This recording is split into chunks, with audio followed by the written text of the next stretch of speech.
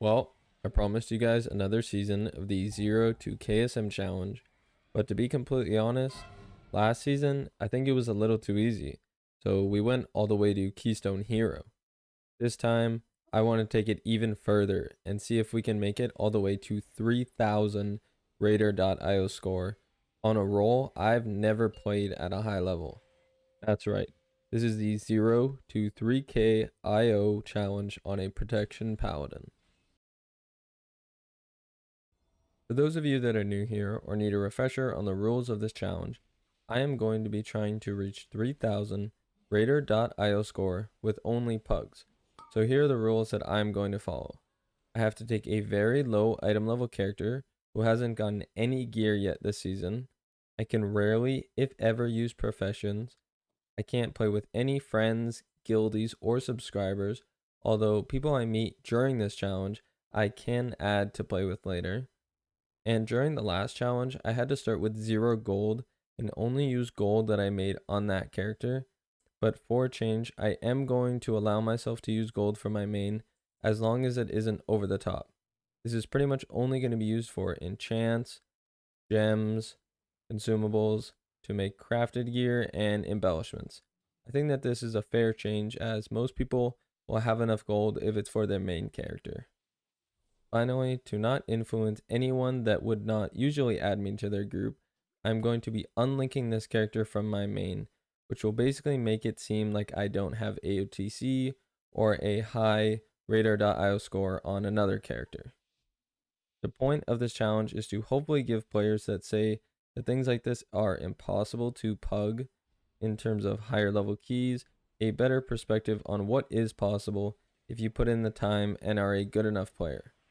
Before we get into this challenge, I do want to apologize for my absence in terms of uploads. I know many of you wanted to see another season of this challenge, but I had to wait for season 3, and I've been really busy with my new job and progression in terms of rating on my main. But now that we have gotten AOTC and it's kind of on farm, I have a bit more free time to record these videos. These videos usually take at least 8 to 12 hours to make, so if you enjoy, please be sure to subscribe and ring the notification bell so you can be notified of new episodes and videos. So, the story of this dwarf paladin started back in late season 1 of Dragonflight. I was looking to get back into the game for season 2, and I couldn't decide what main to go with. I've always mained casters, but I was unsure if I wanted to still be a DPS player, maybe heal, something like that. But I leveled up this paladin because of the versatility of having all 3 roles available. I did a handful of keys before switching to my actual main for season 2, which ended up being the warlock. When I originally did this challenge, the first video was a bit shorter than I would have liked, so I decided to combine the first 2 weeks of this challenge to give you guys a longer video with more going on. We are starting off at an item level of 385, and my first goal is to try to get into LFR, which will require us to get to item level 424. I cleaned out my bags because there was way too much junk in there, and headed off to the new Emerald Dream Zone to do the main quest line. There are plenty of other ways to get to item level 424 fast, like time walking, mythic zeros, dream surge events, time rifts, etc. But the one thing that all of these do not give you that questing in the new zone does is once you reach the end of chapter 5, you will get a quest to kill Fyarrak. This will give you a free enchanted dreaming worms crest that can be used to craft 476 crafted gear. This will save us 4 aspect crest upgrades for a 10 item level difference, which I personally think is worth it. I chose to stay as protection for the quest line since I can do really big pulls with a lower chance of dying, and it also lets me learn my class a little bit. Overall, there's nothing too impactful that happened during the quest line. You get lots of gear, you slowly learn your rotation. The whole quest line only took me about an hour and 15 minutes, and I wouldn't even say I was going super fast, but being protection definitely helped. And it got us to item level 417, and we got the quest to kill Fyarrak. So we only need around 7 to 8 more item level, which to be honest should be pretty manageable. And clearly you guys can see this quest line is pretty good for getting some catch-up gear. I'm going to be able to complete this quest next week when the final wing of Elefar opens up.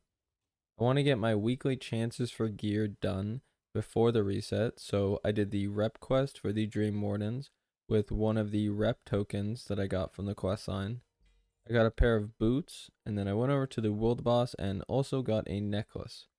Did a few upgrades to my gear, flew around the Dream Surge to target a few specific slots that we were missing new gear in, and I was able to reach item level 424 in no time. I chose to save the rest of my fight stones once I got there, as I think I'll be getting a lot of upgrades very soon. It was time for some LFR to try to get a few tier pieces hopefully, and we should be able to catalyze the rest. Although ideally I can catalyze some hero track gear, but we might have to settle for champion gear, so I'm definitely going to wait until I get that before I use the catalyst. This was basically my first exposure to prop paladin in a group environment this season. The rotation seems quite simple. It revolves around always keeping up your Shield of Righteous by spending holy power, which you generate with Blessed Hammer and Judgment. You have lots of strong CDs like Wings, a defensive wall, and Guardians of the Kings. Where prop paladin really shines though is its utility that it provides. You have Lay on Hands, Hand of Protection, Sacrifice, and Freedom, with constant interrupts and even a battle res. I do believe that my core rotation in terms of staying alive and doing damage will be at a respectable level by the end of this challenge, but as for perfect utility usage, that might take even longer, so I guess we will see. If you guys have any tips or things you thought you should let me know, be sure to leave those down in the comments because I'm trying to improve as fast as possible. Nothing from the first two bosses, but I did get a huge 96 roll to get my tier shoulders from Smolderon. Volcross gave us a one-hander, which is a big upgrade, but don't worry, we're gonna get an even better one later. A pair of new bracers from Council, and with all that we got from Elefar, it was time to do our weekly quest, which lucky enough was to do 4 mythic dungeons to get a piece of heroic Amirdrassil loot. Since this can be completed by Mythic Plus, that was where I headed. I joined a +5 Waycrest Manor. At this point, it was quite common to see me overcapping on holy power, since I was focused on living and keeping threat. Of course, though, on any class, I was able to handle a +5. For the most part, my health was never really in jeopardy with our current gear until about a +12 or above. I did miss a few percent as I was basically making up the route from what I had seen as a DPS player, a useful source for any tanks that don't know a good route or just want a default route to run. You can head over to raider.io and see the routes that they have provided for that week for every single dungeon. We 3-chested our first key and my damage was actually pretty good. Of course, I got a +4 Waycrest, so back we went. And I did manage to grab another mob before heading down to the basement in this key, which I think it is a valuable lesson for lots of players that is easily forgotten. Make sure not to get discouraged if maybe you run a key like I did and you miss a mob, or your route is off, or maybe you make a mistake that causes you guys not to time the key. These learning lessons allow you to get a lot better at specific keys, and you can learn this in pretty much any key level. Doesn't matter if it's a +5 or a +20. So in total, there's only 8 keys this season. So if you think about it, if you improve massively at one dungeon, that is a huge improvement in the long run.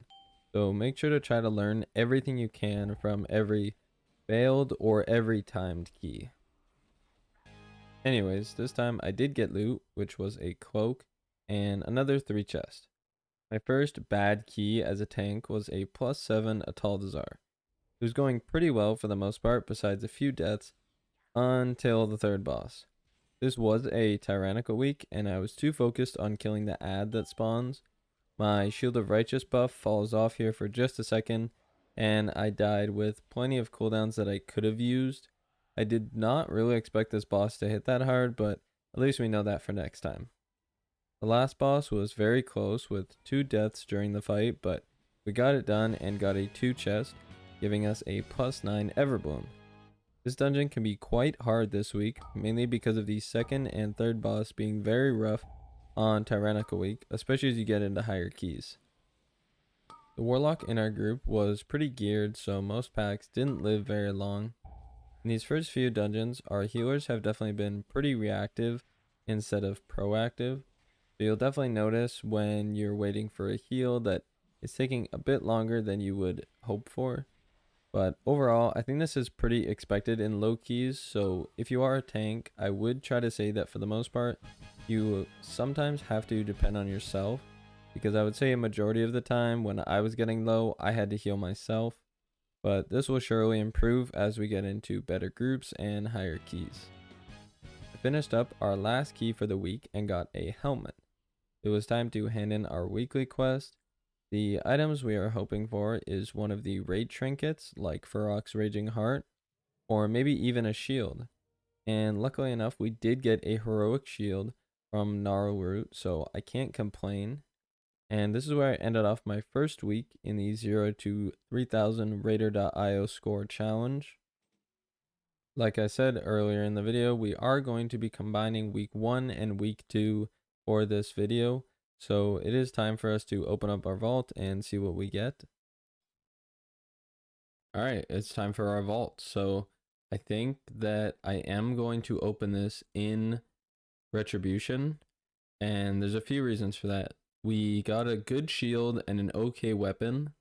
So the only other thing that changing our loot spec will really affect, at least for Retribution and Prot, since both of them use strength, will be our trinkets. Our trinkets are very, very bad.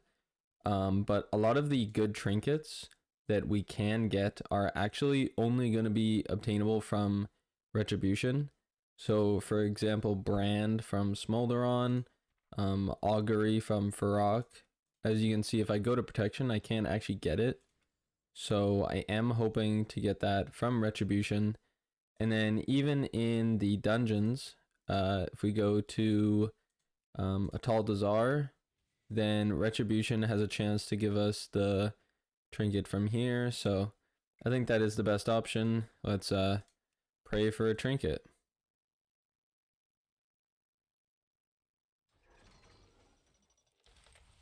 Okay, so sadly no trinket. There is Tier from Raid Finder. Leech Boots. That is also a very good option. Sadly, you know, Raid Finder tier is pretty bad, but I am going to think about this a little bit and then I'll get back to you guys. So after thinking about this for a little bit, it's pretty much between the boots and the ring. The reason being is this necklace isn't very good. Shoulders I'm not going to take because I already have better ones. And the pants I'm probably not going to take because at this point we already have 3 catalyst charges. Plus there's a chance that I get a curio from Raid Finder this week. And once I reach KSM, I will also get a piece of heroic tier. So with all that being combined together, I don't think this small gain of getting my tier piece right now is worth it when I can literally just catalyze champion or hero gear and get my 2-piece and then eventually my 4-piece. So I just don't really think that's worth it. As for the boots, it is less of an item level gain, but it does have leech. And so Sims wise, the ring is about 0.4% better. But I think the boots are going to be my pick here because they have leech. I think that's pretty valuable. They are a hero track, so in the long run, this is probably the better pick. The stats on both of them aren't that good, to be honest.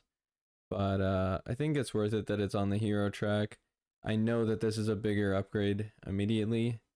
But yeah, I think I'm going to go with the boots just because it should be more survivability, which I think is probably the best idea.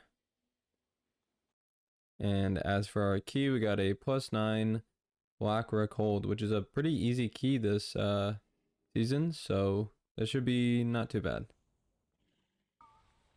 With our new boots, it is time to head into LFR to kill Tindril and Fyarrak. A chest piece dropped from Fyarrak, and more importantly, we finished our quest, so we will be getting a free enchanted Dreaming Worms crest that will be very useful later in this series. Once again, we're going to get our reward from the weekly rep quest and the world boss, but sadly, no upgrades from either. My flight stones were getting pretty high and I wanted to get into some keys, so it was time for some upgrades to our gear. I upgraded my belt, bracers, and rings, and I want to save some upgrade on pieces that could possibly be tier, like chest, helmet, pants, and our weapons, since we might be getting a better one very soon. We are now 440 item level and it is time for our first key of the week, a +9 Black Rook hold. I did disconnect about halfway through this dungeon, but luckily everyone stayed and we did 3-chest it. Our DPS players are already getting noticeably better. The coordination in this group was improved. The only thing that kind of was a bit of a hiccup was the healer did tend to have a few moments where they fell behind, mainly with the staircase where the rocks killed them twice. But to be honest, it didn't really matter. With my new gear upgrades, I could do a lot of this dungeon pretty much by myself, and my own healing is getting very good. So our sustainability and survivability are improving rapidly. The next dungeon was pretty interesting to say the least, so buckle up. We basically had a wipe on the first pull as I made some really bad calls by getting hit by a frontal from the hippogriffs, which got me stun locked, and I didn't react fast enough with any of my defensives like bubble. The healer in this group was a bit under geared to be honest, but queued up with some really geared DPS, so I didn't think it would really be a problem. The rest of the dungeon was smooth, and we did 2-chest it, and I got a belt, which you'd love to see. Sadly, at the end of the key, for a little while after, me and the healer had a bit of a heated argument. Basically, to save you all some time, they said that I should learn how to tank, which, I mean, I'm trying to do, but I asked them what I did badly to see if I could improve from their criticism, and they said that I didn't wait for mana. To be fair, I was pulling pretty consistently, but after I looked back at the footage, the lowest the healer's mana ever got was 30%, which is low, don't get me wrong, but this was after the third boss when it is a perfect time to drink, but they chose to do it right before the last boss and almost got locked out. I totally understand, it can be frustrating when tanks don't slow down, so I will admit I may have went a little fast and I may need to tone it down a little bit. But in my defense, this group had plenty of gear for the key, and I think I could have done the last fight without the healer by myself. Does that mean I should? No, obviously not. And I do not recommend being toxic in your keys, as it really leads nowhere, but I do think that defending yourself and your decisions is completely valid. So one lesson that I can take from this is to watch my healer's mana more. To be honest, I'm more so used to healers telling me when they do want a drink, because sometimes they don't need one when I think they do, and I don't really want there to be any confusion there, so I think it's just smarter if they tell me, hey, do you mind stopping for a little bit? And that's totally understandable. If he would have said that, yeah, I would have stopped. I would definitely not have continued. But I do think that people kind of misunderstand this game in a way where they'll see a character like this one who looks like it's only been playing for a week or two and doesn't really have no idea what they're doing, which when it comes to tanking, I don't really.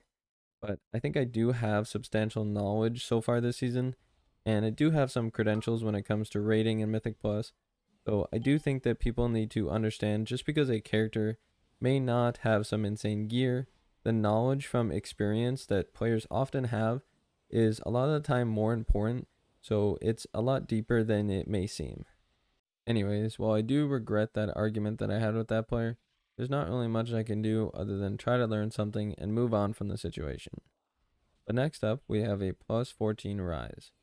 And as a DPS player, I never really realized that a few of these trash packs, mainly before and after Morchi, are insanely deadly until I actually did this run as a tank. A bit of trial and error later, but we did manage to get it done. I didn't gain any loot from this dungeon, but we were rewarded with almost 200 score. Everyone in this group was pretty nice, so it was a good change of pace.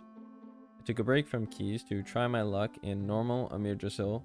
Getting into a fresh group as a tank is insanely easy, so even if you're a bit under geared, you will likely get taken, but just make sure that you have some knowledge of the fights, And as you will see later, it can be a little bit harder to get into groups that aren't fresh, as they will usually already have tanks and they only need 2 of them, so there's not many spots for you to fit in.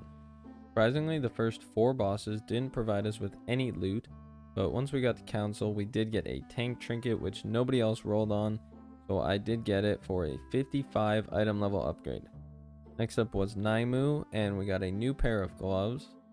We dealt with Smolderon, who I did mess up the tank soak on, but we still got the kill.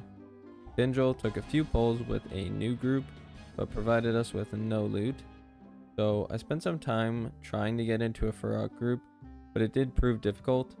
So in the meantime, I ran my own key, a plus 15 Atal'Dazar.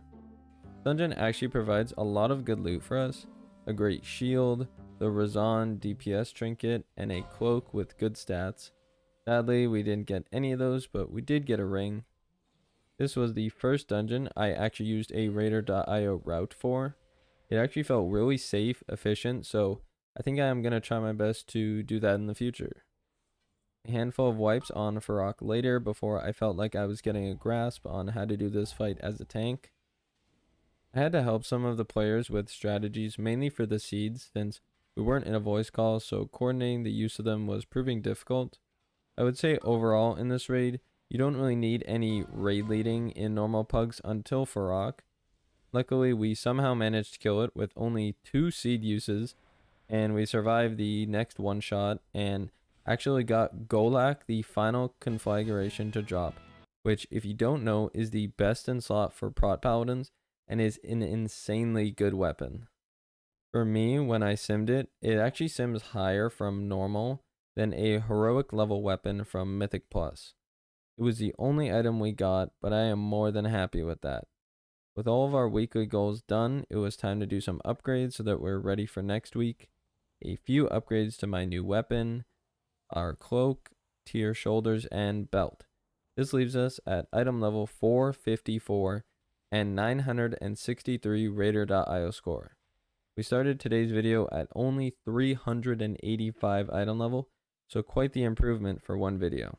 Our vault is pretty much full, as we're going to get 3 slots from normal raid and 2 slots from Mythic Plus. I'm hoping to see some good gear next week, and if you guys want to see that, then be sure to subscribe and make sure you tune in for our next video. Thank you guys very much for watching. I hope you enjoyed, and I'll see you next time.